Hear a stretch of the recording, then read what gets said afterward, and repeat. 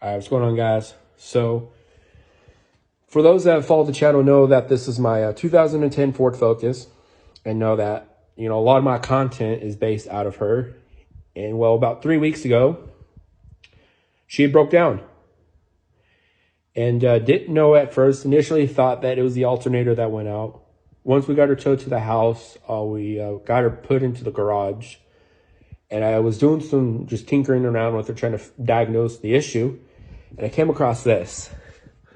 My belt right here, it completely came off. I don't know if you see the pulleys here. It's supposed to be on these pulleys, and it's not. And I believe the belt came off. When it came off, it split this wire in half that's connected to this, and it runs all the way into here. And when the belt came off, it just sliced it right in half. So my guess is my tensioner went out, and when my tensioner went out, that belt didn't have much tension on it, so it just came loose. And when it came loose, it came up through here and completely separate those wires. So I'm probably gonna have to put a new tensioner on, replace this sensor, which shouldn't be that hard.